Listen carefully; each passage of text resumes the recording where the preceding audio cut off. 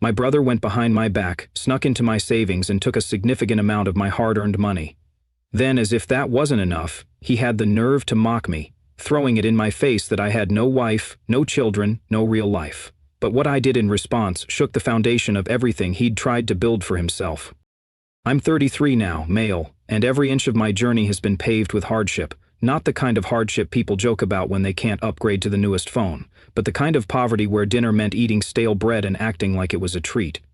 The type of childhood where you become an expert in hiding from your landlord by age 8 because rent was late and mom just needed a few more days to scrape together enough from her 2 jobs.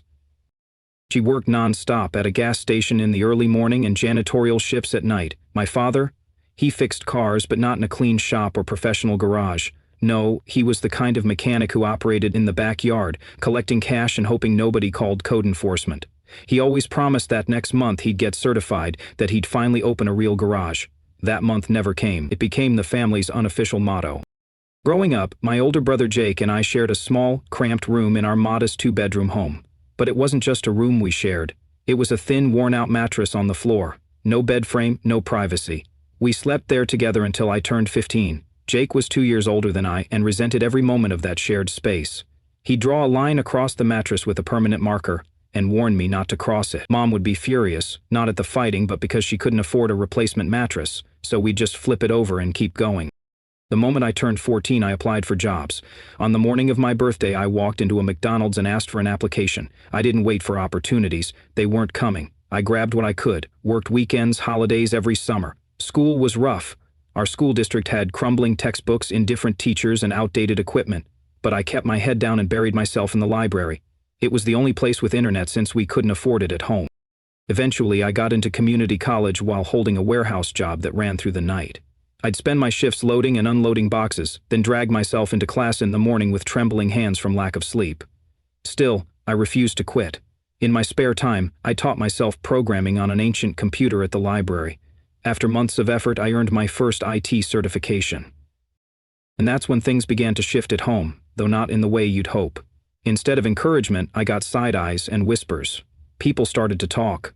"Look who thinks he's better than the rest of us," they'd say. My brother especially couldn't stand it. "Since when do you need a computer to work? Real work is done with your hands," he'd sneer.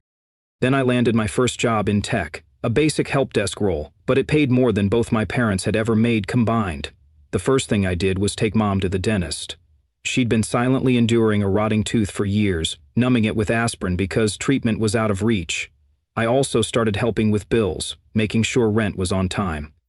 That's when the dynamic with Jake and his wife Sarah started to change. Suddenly, everything in their life was falling apart. Their car broke down, their son needed new clothes, their refrigerator failed. Again, week after week, there was some new emergency. Then came the big ask. They wanted to buy a house, but couldn't qualify for a loan due to terrible credit and inconsistent income. Jake from side jobs fixing cars, Sarah from her part-time daycare gig. They begged me to co-sign. Deep down, I knew it was a bad idea, but I said yes. Because that's what family does, right? I even chipped in for the down payment. They had no savings, and I didn't want to see them fail. At first, they were all smiles and gratitude. But that quickly turned to backhanded remarks. Every family gathering became an uncomfortable blend of financial requests and veiled insults. "Remember when you wore my old clothes?" Jake would say, just minutes after asking to borrow money. "Must be nice having so much while we're barely scraping by," Sarah would add, flaunting new outfits she clearly couldn't afford. When I got promoted to software development and started making real money, the resentment exploded. I bought myself a modest Honda, something reliable, not flashy. Yet they acted like I drove up in a Lamborghini. "Must be nice to throw money around while your family's in need," they muttered. But I never forgot where I came from. I never stopped helping. I still pitched in when they came up short, fixed their tech problems, filled out paperwork for Jake's business, which was just him continuing to fix cars in his driveway like our dad. Still, in their eyes, my success meant I'd turned my back on them. As if climbing out of poverty was some kind of betrayal. That couldn't have been further from the truth. I just didn't want to stay stuck in a generational loop of struggle. Dad always used to tell me, "Know your place." I think he meant it as a warning. I took it as a challenge. My place wasn't determined by where I started. It was defined by where I aimed to go. And just because I moved forward didn't mean I forgot the beginning. 2 years ago, I met Rachel at a tech convention in Seattle. I nearly skipped it. Jake and Sarah had asked for money again, and conferences aren't cheap. But my employer offered to cover the costs, so I went. Rachel was leading a talk on database security, sharp, insightful, clearly more intelligent than me in her field. We connected during lunch. Turns out, she had a background a lot like mine. Working-class parents, community college, long nights of hustling to get ahead. It was the first time I'd ever spoken with someone who truly understood what I'd been through. We started dating, and that's when my family's resentment took on a new shape, especially Sarah. She began running her mouth about Rachel before she'd even met her. They said I was dating some high and mighty girl who thought she was above everyone else. That was the story making the rounds in the family, especially from Sarah. But Rachel wasn't wealthy. She made a good income, sure, but she was still juggling monthly payments on her student loans like millions of others. She worked hard for everything she had, and despite her success, she stayed humble. That's exactly why I took my time before introducing her to my family. I waited nearly 6 months before bringing her home. Not because I wasn't proud, because I was. But I wanted to be sure things between us were real and solid. In hindsight, I probably should have waited even longer. The first meeting happened during a typical Sunday dinner at my parents' place. Nothing fancy, just the usual family gathering. Rachel, wanting to make a good impression, spent her entire Saturday baking an apple pie from scratch after learning it was my mom's favorite dessert. She didn't just grab one from a store or throw something together. She peeled apples, rolled dough, the whole 9 yards. But from the moment we stepped into the house, it was like walking into a freezer. The atmosphere was icily tense. Sarah wouldn't even acknowledge Rachel directly. She spoke as if she weren't standing right there, making comments like, "Oh, so this is the one who thinks Walmart's beneath her." Rachel had never said anything remotely like that. In fact, she mostly shopped at Target, hardly the store of the elite. My mom made an effort to be polite, but it was obvious she felt uncomfortable. My dad remained quiet, which somehow made it worse than if he'd said something cruel. Jake, of course, couldn't resist getting his shots in. He tossed out veiled jabs about city folks and how they don't understand what real labor looks like. Rachel, to her credit, remained composed and graceful. She tried engaging with Sarah, asking about the kids, offering to help Mom in the kitchen, and even trying to bond with my dad over his old car repair stories. But nothing she did seemed to make a dent in their walls. The tension boiled over when Sarah noticed the ring on Rachel's finger. I hadn't mentioned it before, but yes, I had proposed to Rachel the week prior. It wasn't an elaborate affair, and the ring wasn't anything extravagant. We'd picked it out together, a simple white gold band, with a modest diamond. Rachel didn't want anything flashy because she worked with her hands a lot in coding and it would just get in the way. Still, Sarah acted like Rachel had rolled up with a tiara. Her face twisted, and right in the middle of dinner she snapped, "Well, now it all makes sense. No wonder he doesn't help his family anymore. He's spending it all on his gold-digging fiancée. Bet she's got expensive taste, huh?" I slotted the parchment side beside me to his right and said, "What do you—" Rachel's hands trembled under the table, but she didn't lose her cool. She stayed silent, composed. My mother stared hard at her plate like it held the answers to the universe. Jake chuckled as if it were all some inside joke. My dad didn't defend me. He just muttered, "Looks like you've forgotten where you came from." I tried to explain, calmly, that I was still supporting them, that I had literally just covered their electric bill the week before. But Sarah wouldn't hear it. She burst into tears, claiming I'd abandoned the family and that Rachel had stolen me away from them. We left early that night. Rachel cried in the car, not because they called her names or accused her of being something she wasn't, but because she felt responsible for the rift between me and my family. That hit harder than anything my family had said. It wasn't her fault, and she shouldn't have felt that weight.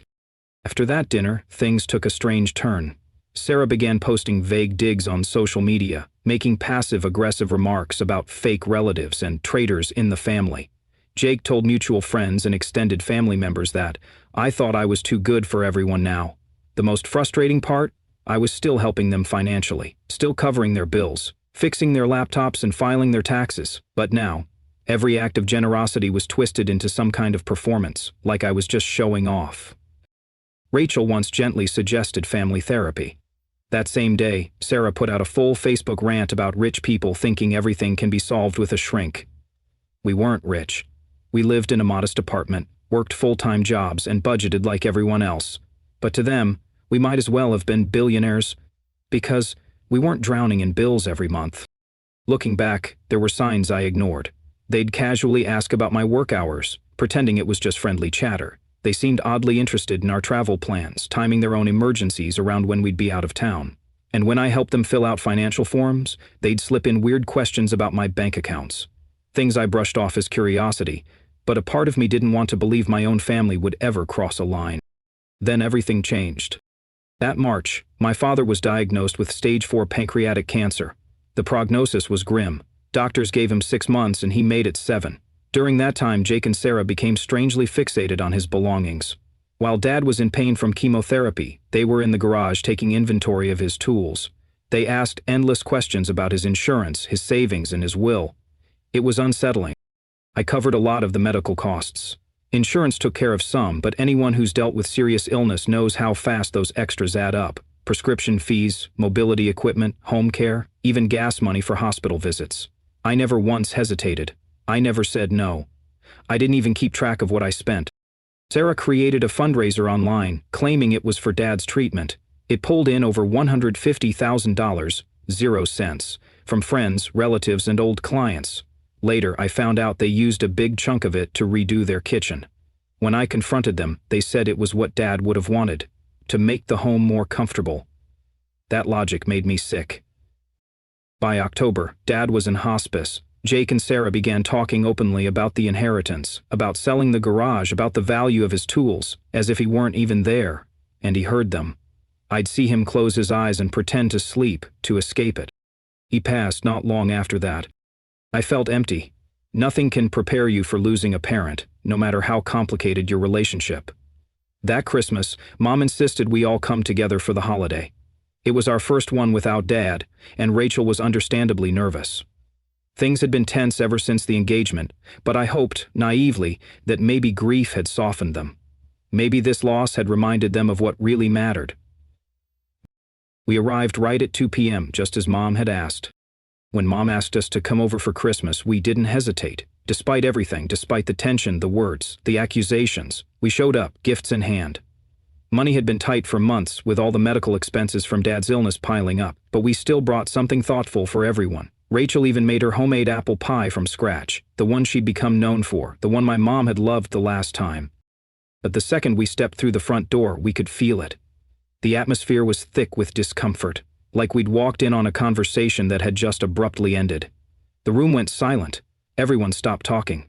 Their faces were unreadable, emotionless but cold, and that coldness was aimed directly at us. Sarah sat there with this eerie, almost smug smile. Jake refused to even glance in my direction. The only warm welcome we received was from my nephew Tommy. He's Jake's oldest boy, 12, sharp as a tack and full of energy. He came bounding up to us, clutching a school tablet, eyes glowing with excitement. "Uncle Dom, look what I built. It's like your job, with the computers," he said, grinning ear to ear. I bent down, ready to be blown away by whatever he'd created. But before I could say a word, Jake stepped in, gripped Tommy by the shoulder, and pulled him away with a fake chuckle. "Don't waste your uncle's time with that nonsense. He's probably too busy being important." Tommy's face changed instantly. His shoulders slumped, and without another word, he wandered over to the corner and quietly opened his game console. Jake shot me a glare, as if even my nephew talking to me was some sort of betrayal. That moment should have been a red flag. Mom hugged me, but it was brief, awkward. She barely looked at Rachel, and said nothing more than a distracted "thanks," before taking the pie and vanishing into the kitchen. We sat down in the living room. No one said a thing. 5 minutes of painful, suffocating silence. Then Jake made this exaggerated, throat-clearing noise and leaned forward like he was about to deliver some big announcement. "So," he said, "we need to talk about some family matters." Rachel, ever polite, stood up, offering, "Would it be better if I gave you some space?" Before she could take a step, Sarah chimed in, her voice syrupy and fake. "Oh no, please stay, Rachel. You should hear this, since you're so invested in our family's finances." Her tone made my skin crawl.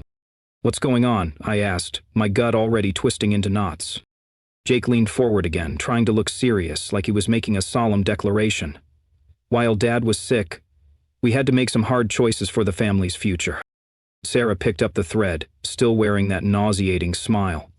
"We had power of attorney, so we did what was necessary. Everything's now under Jake's name, the house, the garage, Dad's accounts." I blinked. "Wait, everything?" Jake didn't even look at me. Yeah, it's all done, transferred. The room felt like it dropped 20 degrees. My chest tightened. My breath got shallow. You mean, my share too? Jake nodded. It's already taken care of. I sat there, stunned, trying to process what I'd just heard. The part of the inheritance Dad had specifically set aside for me? Gone. You can't just... Sarah interrupted, dropping the pretense. We already did. It's all legal. We needed to make choices for the family. You don't need it, not with your salary. I asked for clarification, desperate to make sense of it. Sarah, acting like she was explaining something to a toddler, laid it out in her condescending tone. You don't have a family of your own to support. We do. You're living your fancy little single life. Your father understood what real responsibility looked like. I'm not single, I snapped. I'm engaged. To Rachel. Big mistake. Sarah turned to Rachel like she'd been waiting for the cue. Oh, right, the gold digger. Found yourself a man with a paycheck, huh? Bet you talked him out of helping us, living large, on that tech salary. Rachel tried to respond, but Jake cut her off. We know how people like you think, climbing out of nothing and acting like you're better than the rest of us. Mom sat there quietly, staring at her lap, not saying a word. I turned to her. Did you know about this? She nodded slowly. They need it more than you do. You have a stable job, they've got kids. I reminded them, each one of them, of everything I'd done. The bills I'd paid, the countless times I'd helped them when they were in trouble, the mortgage payments, the electric bills, the emergency money. Sarah actually laughed. You think tossing us a few bucks makes you some kind of hero? We're the real family. You're just a stuck-up coder with a god complex. They turned on Rachel again, throwing accusation after accusation. Cheating, gold digging, looking down on working folks. Rachel stayed quiet, though I could see her hands trembling. I stood up. I couldn't take it anymore.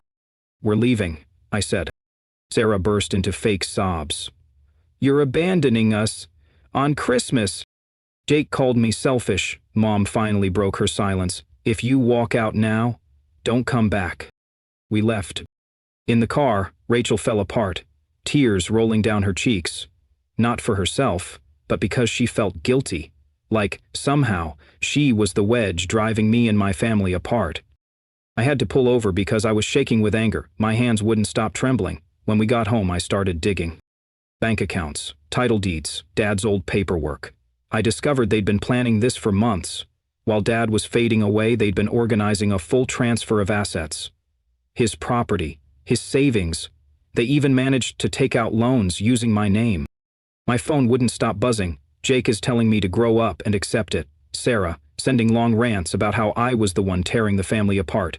Mom, sending emoji after emoji, like some passive-aggressive teenager instead of a woman in her 60s. But here's the thing. They forgot who they were dealing with. I work in tech. I document everything. I'd kept every record, receipts, emails, texts, bank transfers. Every single time they asked me for money, I covered every bill, every loan I signed off on. It was all there. And now, it was time to show them what family really looks like. I called the bank. It turns out the moment you mention identity theft, they perk up real quick. I spent the next 6 hours on the phone, being passed from one department to another, repeating the same nightmare story over and over. Fraud investigations, customer protection, legal support. Each call was a new gatekeeper with new hoops. It was exhausting. Finally, someone in the fraud division asked the big question, would you like to file criminal charges? I didn't answer right away. Not because I was unsure. No, I was sure. But I needed to see everything. I wasn't about to walk into this half-prayed. Jake and Sarah had to believe they'd won. That was the only way this would work. So I played along. I didn't block them. I didn't respond to their vague online digs or bitter jabs. I even texted my mother back when she sent her guilt-laden messages, just enough to keep her thinking I was on the fence about reconciliation. Meanwhile, I became a digital archaeologist, combing through every message, every transaction, every piece of financial paper they'd hope was buried for good. That's when I saw the full horror of what they'd pulled off. They hadn't just stolen from me. They'd done it systematically, like it was a long-term investment plan. Over the course of several months, they'd been opening credit accounts in my name. They claimed they were helping me manage my finances. Somehow, they'd convinced more than one institution that I'd authorized it. Rachel was the first to notice something was off. At first it was just odd charges, hundreds here, 1,000 there. Then it ballooned. Brand new appliances, fancy furniture. A vacation to Disney World, of all places. They did all of it while crying poverty, telling sob stories about how they couldn't make rent or afford clothes for their kids. But the house, that was the real disaster. Because I had co-signed, they had access, and they used that access like a blank check. They took out additional loans, massive ones. The home was worth maybe $180,000, 0 cents on a good day. Somehow they managed to rack up over $250,000, 0 cents in loans against it. Most of those lines of credit had my name on them, because of my solid credit history. When I called the mortgage company, I got another shock. They hadn't made a full payment in almost a year. They'd been using the money from my inheritance to cover the bare minimums, keeping up appearances while sinking deeper into debt.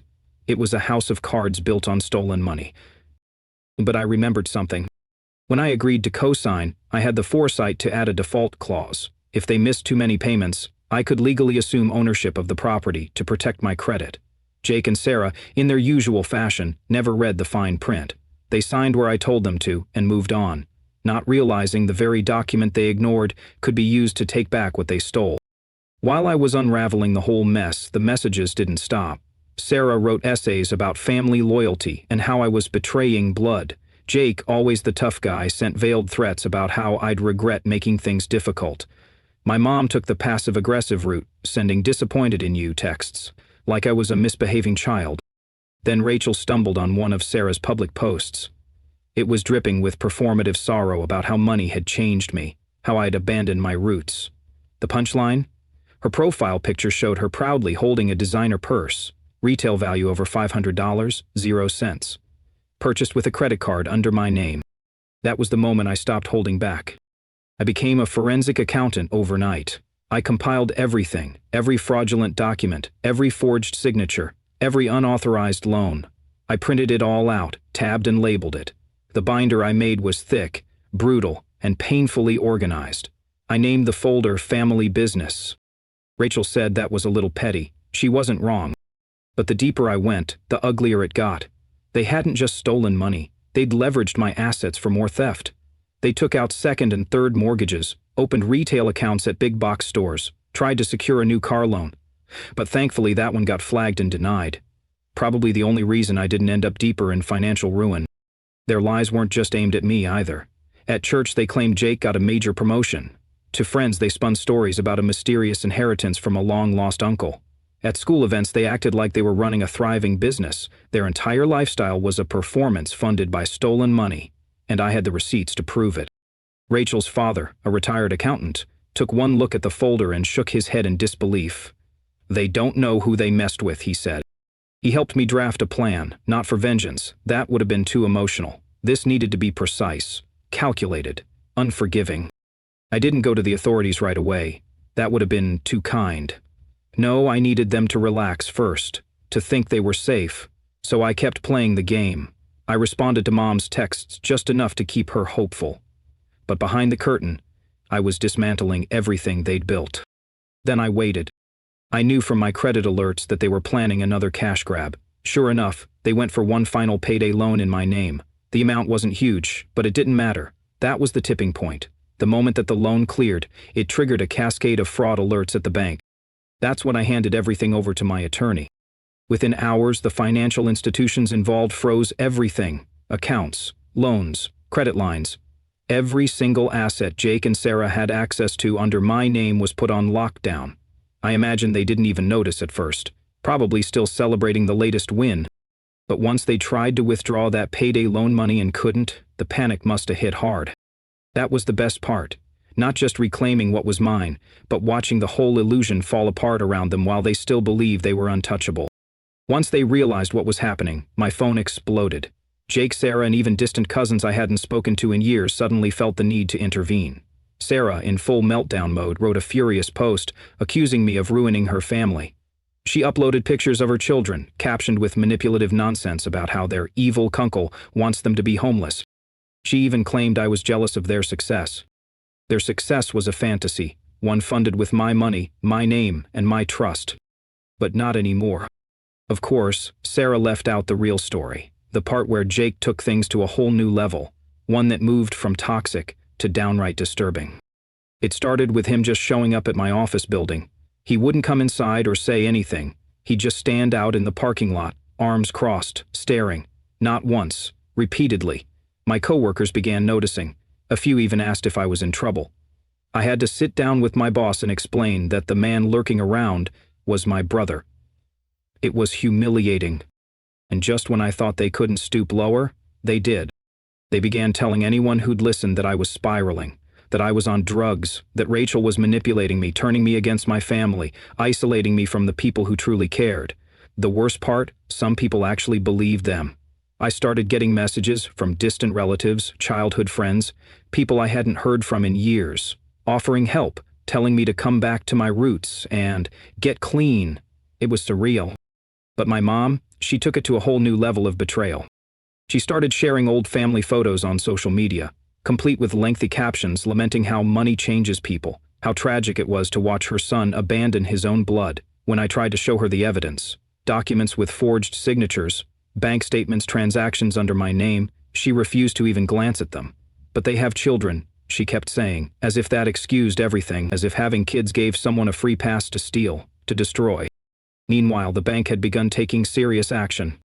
All those fraudulent loans against the house were catching up, payments were due, and surprise, they couldn't pay. I started getting notifications from lenders, default notices, legal threats. It was coming down hard and fast. Then, at 3 a.m. one night, Sarah went off. She left me a series of voicemails that were pure chaos, screaming about Rachel, accusing her of turning me against them. She shrieked obscenities, venomous words I won't even repeat. "You conniving witch, you did this, you're tearing our family apart." One voicemail ended with her practically spitting, "You won't get away with this." Like Rachel had anything to do with their failure to pay their bills. It didn't stop there. She showed up at Rachel's job one afternoon, full-on shouting in the parking lot, calling her every name under the sun, accusing her of stealing her brother. Security had to remove her. Rachel was so shaken afterward that she couldn't drive herself home. Her hands were trembling the entire ride back. But the breaking point, the moment that took everything from shocking to unforgivable, was when they broke into our house. In broad daylight, while Rachel and I were both at work. They used the spare key my mom had given them years ago. Turns out, when they said they needed to grab something, Mom just handed it over, no questions asked. Really thoughtful, Mom. What they did wasn't theft, it was vengeance. They tore through the place like wild animals, not looking for valuables. This was personal. They ripped family photos off the walls, smashed picture frames, and poured bleach on Rachel's clothes. They even took her work laptop and dumped it into the bathtub. On the kitchen counter they left a note, scrawled in thick black marker. "Now you know what it feels like to lose everything." I called the police immediately. Filed a full report, changed all the locks, installed cameras at every entrance. Rachel, already nervous from the harassment, was now terrified to be alone at home. She started working remotely, just in case they showed up again. The harassment only grew. Sarah's social media meltdown seemed to have attracted a small army of flying monkeys. Friends from church, neighbors, strangers. We started getting anonymous calls, aggressive messages at all hours. One of her church friends even drove past our house, shouting nonsense about family values out the window. These people didn't know a thing about what was really going on. They just picked a side and went to war. Then Jake sent me an email. Long, self-righteous, and full of delusion. He claimed I was the one who changed, that I looked down on them for not being as successful as me, that I had no right to the inheritance because I didn't respect family traditions. According to him, what they did wasn't theft, it was justice. Rachel suggested we move. She was scared, she wanted peace, and I couldn't blame her. But I said no. They'd already taken so much. My relationship with my mother, my family identity, my sense of security. I wasn't about to let them take our home, too. So I called my lawyer again, laid everything out. The break-in photos, the hateful messages, the videos from our cameras, the posts online. He flipped through the evidence, then looked up at me and said, "They've just handed you your case." Their reckless behavior, the harassment, the threats, the break-in, had made the legal process easier. What could have been a long battle now had undeniable clarity. My lawyer moved fast. He filed for emergency court orders within 24 hours. Fraud charges, identity theft, burglary, even a restraining order request. Complete with photos of Jake loitering around my office building. Court day came fast. I expected it to drag on, but it didn't. The judge didn't waste time. Once they saw the evidence, the documents, the forged applications, the photos, the case was practically closed. Sarah tried to cry. Their lawyers spun the usual struggling family story. But none of it stuck. Even my mom looked shocked, genuinely stunned when she saw the signatures, the lies laid bare. The judge ordered full restitution, froze their assets, approved wage garnishment, and because I was the co-signer, I was given the legal option to buy the house outright. That's when Sarah lost it. She stood up, shouting about her kids, sobbing about how they'd have nowhere to go. Jake started screaming across the courtroom, jabbing a finger at me. You think you're better than us because you make money with computers? You think you're so damn superior just because you got out of the neighborhood? He was red-faced, veins bulging. You're still that same broke little kid who used to share my mattress. You ain't better than me. And for the first time in that courtroom, I didn't stay silent. You're right, I said, standing. I am better than you. Not because of my job, not because of what I earn, but because I never stole from my own brother. Because I worked for everything I have, instead of scamming the people who cared about me. That's when he tried to charge me. Vaulted toward the bench, security scrambling to hold him back. He screamed threats the entire time as they hauled him away. Sarah cried. Their lawyer looked mortified. That courtroom was the last place I ever saw Jake face to face. And you know what? Good riddance. It's been 3 months since the court case wrapped up, and honestly, life feels unfamiliar. Not bad. Not good. Just different. Rachel and I have settled into a new place on the other side of town. We switched our phone numbers, updated all our emails, and changed every digital trace we could. There are security cameras on every corner of the house now. Not because we expect anything, but because neither of us can shake that lingering feeling of unease. The place Jake and Sarah used to live in, I bought it at a foreclosure auction. Not because I had any desire to own it. Frankly, the house was a disaster. They'd wrecked it on the way out. Broken fixtures, holes in the walls, stained carpet like they were trying to leave a final insult. But I knew they had a plan.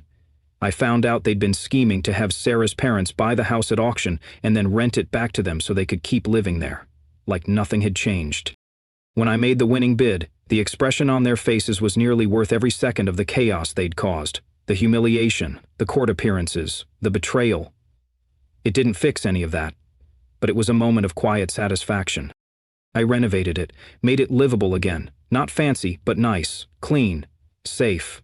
I'm renting it out now, wrote one condition into the lease. Jake and Sarah can never step foot on the property again, ever. Sarah still hasn't stopped with her social media crusade. Depending on who she's talking to, I'm either the heartless corporate sellout who ruined her life, or the naive idiot who's been brainwashed by Rachel. Some days I'm painted as the villain in her twisted fairy tale. Other days, she's the martyr, and I'm the puppet.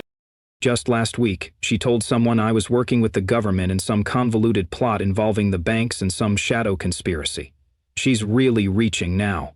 Creativity never was her strong suit, but desperation has made her bold. Jake didn't escape unscathed either. After the court records became public, his employer found out about the fraud charges. Apparently customers don't love knowing their cars are being worked on by a convicted thief. He got fired. Now he's at some warehouse job, complaining to anyone who will listen that I destroyed his future. As if I forced him to commit financial fraud. As if I filled out those forged documents for him. Their kids, that's the part that still stings. My nieces and nephews don't talk to me anymore. Jake and Sarah told them I'm the reason they had to move out, switch schools, and sell their toys. Can you imagine telling your own children that their uncle is the villain because he stopped you from stealing his future? My mother now, she tries to walk both sides of the line. Some days she calls, crying, begging for unity. Says she can't stand watching the family fall apart. The next day she's online asking her friends to pray for Jake and Sarah during these hard times. Painting them as victims of circumstance instead of architects of their own downfall. I stopped answering her calls. Rachel's family, though? They've been a lifeline. Her parents have us over every Sunday night without fail. Her dad helped me install the cameras around our new place and walked me through more legal documents than I could count. Her mom? She insists on teaching me their family recipes. Tells me I'm the son she never got to raise. It's comforting, warm, but in quiet moments, it reminds me of what I used to believe I had with my own family. Work's been better than ever. Without the constant stress, the late-night calls, the financial sabotage, I can actually focus. Got a promotion last month. Finally started feeling like I was in control of my own life again. Turns out when you're not being drained emotionally and financially, you can accomplish quite a bit. Rachel and I are planning a spring wedding, something small, just her side of the family and a few close friends. No guilt invitations. No Sarah is bawling about being left out. No one is calling it a betrayal. Some coworkers found out what happened, hard not to, given Sarah's endless posts online, and asked if I felt any guilt. If I ever wondered whether I went too far? I told them the truth. Jake and Sarah didn't lose everything because of me. They lost everything because of the choices they made. I didn't destroy their lives. I just refused to keep shielding them from the consequences. And the money? Most of it's gone. Between legal fees, lost income, what they spent, and what can't be recovered, I'll never see the full amount again. Even with garnishments and asset seizures, it's a drop in the bucket. But I've stopped caring about the money. What eats at me, even now, is how easy it was for them to burn down everything we had for a shot at something that was never theirs to begin with. That's the part I can't forget. The irony? If they'd just come to me. If they'd said, "We're struggling, can you help?" I would have. Not to bankroll a fantasy life, but enough to keep the lights on. That's what family does. But they didn't want help. They wanted everything. They wanted my success, my stability, my life, out of envy, out of bitterness. They wanted to take what they hadn't earned and wear it like it was theirs.